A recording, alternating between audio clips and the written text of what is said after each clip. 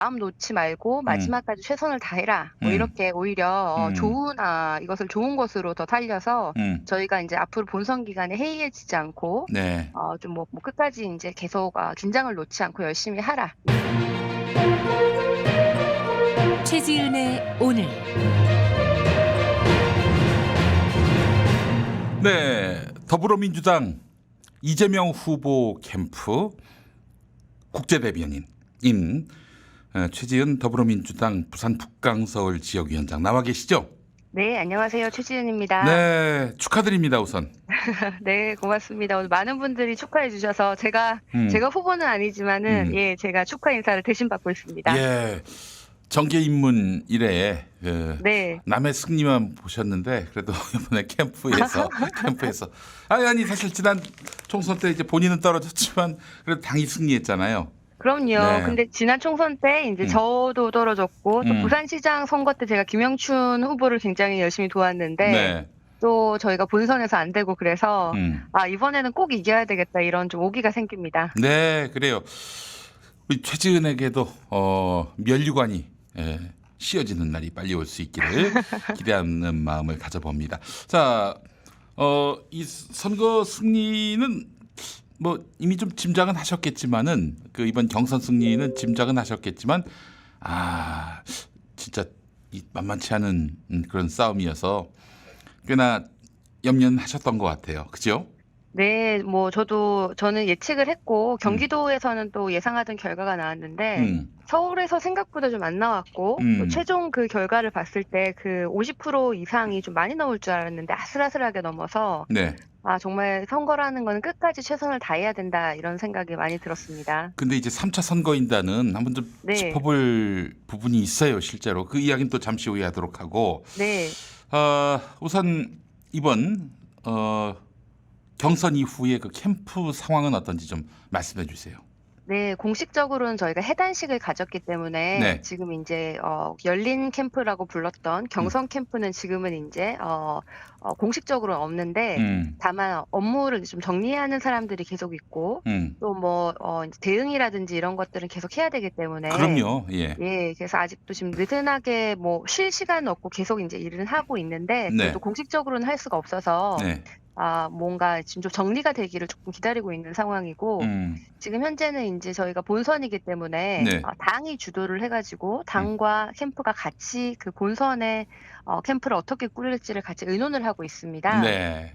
그래서 인제 송영길 대표님이랑 그 음. 주변에 계시는 분들 음. 그리고 우리 또 후보님과 그 주변에 계시는 분들이 같이 음. 뭐 대변인단은 어떻게 꾸릴 건지 음. 아니면 뭐 캠프에 전체적으로 담당하시는 분은 어느 분들이 하실 건지 이런 음. 것을 좀 아주 가까이서 같이 의논하고 있고 있습니다. 네, 그래요. 당연하죠.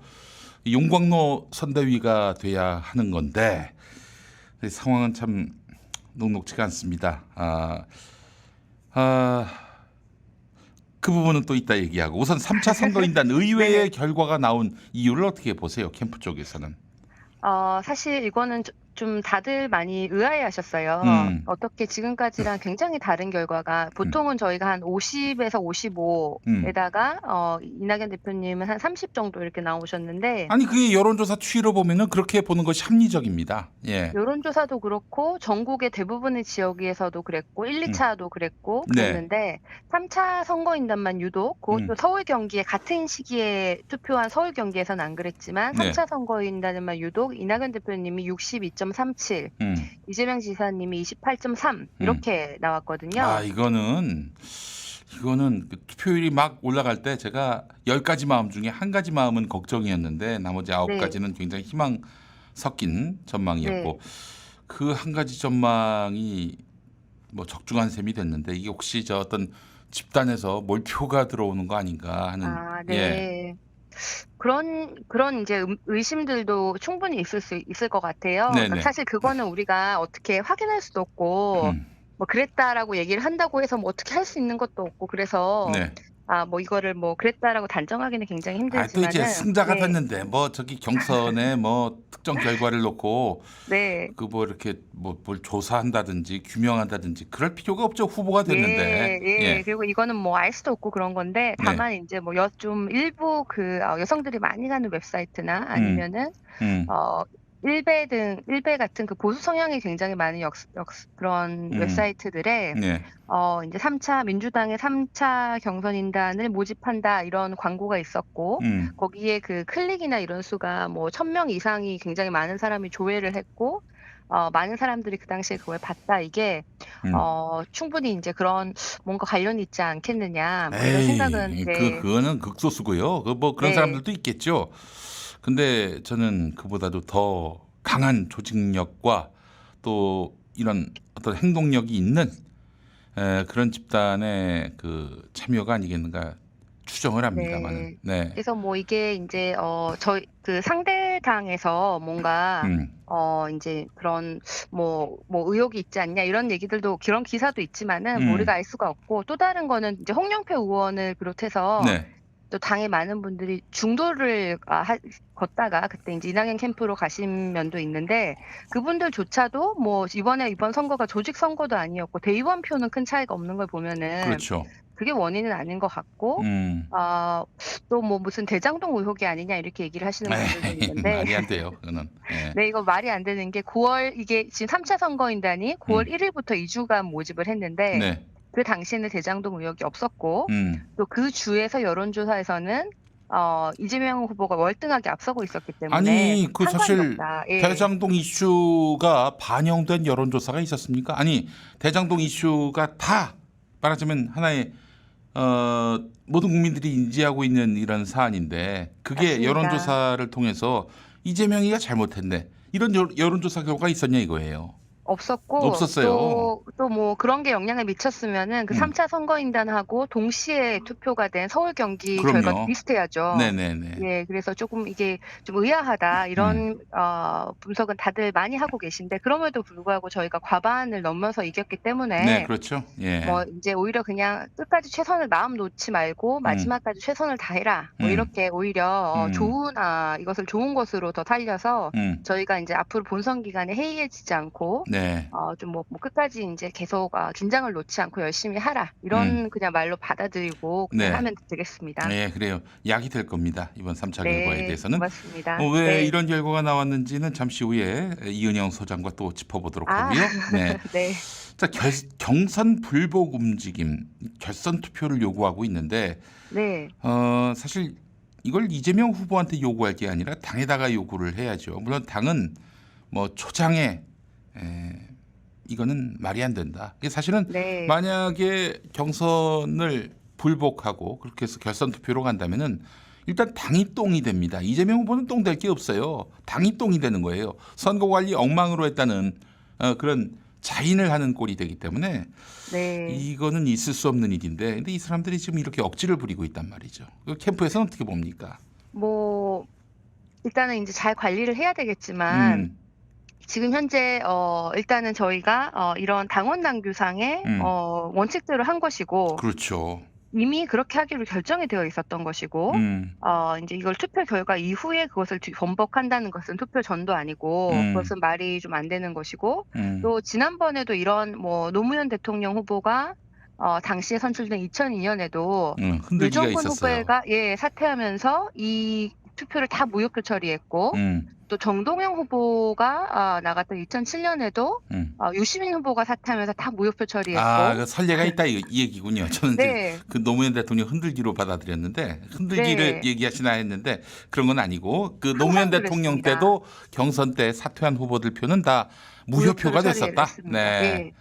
2007 년에 정동영 후보 때도 그렇고 또 음. 문재인 대통령께서 후보로 나갔던 2012 년에도 음. 무효표 처리 관련 논란은 있었지만은 그냥 경선 일정을 그대로 진행했고 네. 또 2017 년에는 사실 중도 사퇴 후보가 없어 가지고 이런 논란이 없었지만은 그렇죠. 이런 논란이 있을 때마다 다 무효표 처리를 해 왔고 그동안 네. 또 지금 당원 당규에도 이런 것을 좀 아마 걱정이 됐을 거예요. 그 당시에도 이것을 썼을 때는. 네.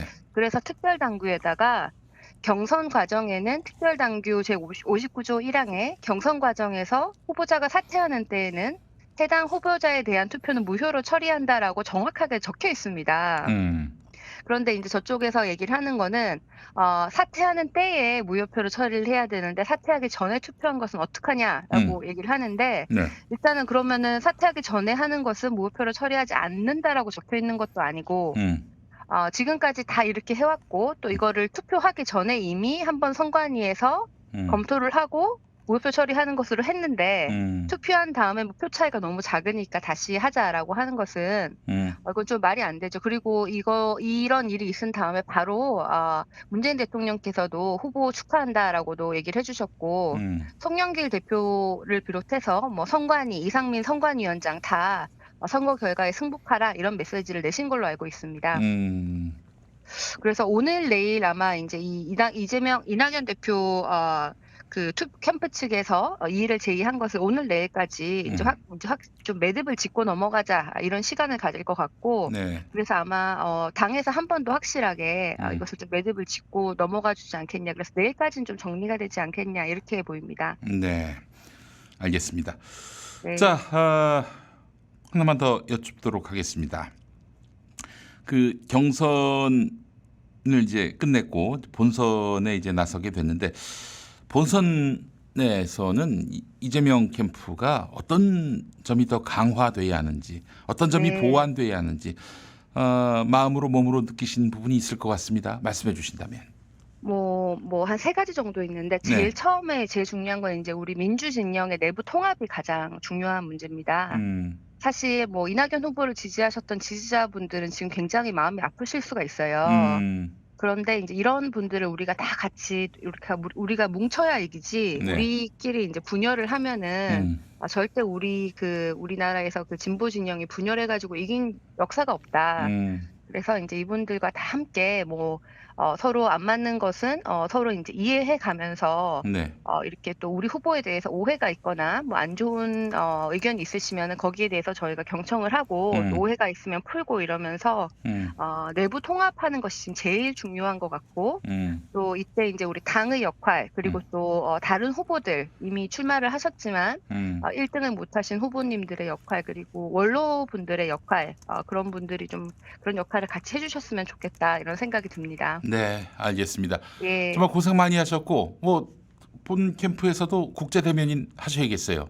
뭐 이런 게 아직 결정되진 않았는데 또 다른 또 이 저희 본선 캠프에서 또 중요한 부분 중에 하나가 지금 경선 기간에는 저희가 기본 시리즈를 비롯해서 굉장히 우리 삶에 와닿고 실용적인 이런 정책들에 초점을 받자면은 네. 이제 본선에는 이제 대선 후보기 때문에 대통령이 될 분이기 때문에 외교, 안보 그리고 이제 경제도 좀 더 거시 경제, 이런 대외 경제 이런 것들이 다 이제 중요하고 또 이런 것을 우리 후보가 어떻게 얘기하느냐에 따라서 뭐 이제 다른 나라에서는 막 분석도 하고 뭐 이런 분은 어떤 입장을 가지고 이렇게까지 굉장히 심각하게 받아들이세요. 그래서 우리가 좀 이런 외교 안보나 거시 경제나 뭐 국제 경제 측면에서 우리가 어떤 입장을 가지고 있는지 문재인 대통령의 그 입장을 계승을 하면서도 네. 어떻게 보완하고 발전할 건지 이런 그림을 많이 이제 그려주는 것이 본선에서는 더 중요하고 또 지금 해외에서 사실 이재명 지사님이 별로 알려지지 않으셨어요. 그동안은. 네. 성남시장 하시고 경기도 지사를 하시면서 많이 알려지지 않은 편이 있었는데 또 해외에서 굉장히 관심을 많이 가지고 이재명 지사가 가지고 있는 뭐 한미 동맹에 대한 생각은 뭐냐, 뭐 중국에 대한 생각은 뭐냐 이런 걸 굉장히 많이 물어보세요. 네. 그래서 거기에 이제 우리 이재명 후보가 가지고 있는 그 실용주의, 합리주의와 또 그 외교에 대한 비전 이런 것들을 좀 잘 홍보하는 것이 본선에서는 굉장히 중요한 일이 될 것 같습니다. 네, 알겠습니다. 자, 최지은 대변인 수고 많이 하셨고 앞으로도 더 큰 수고, 더 큰 활약을 기대하겠습니다. 네, 고맙습니다.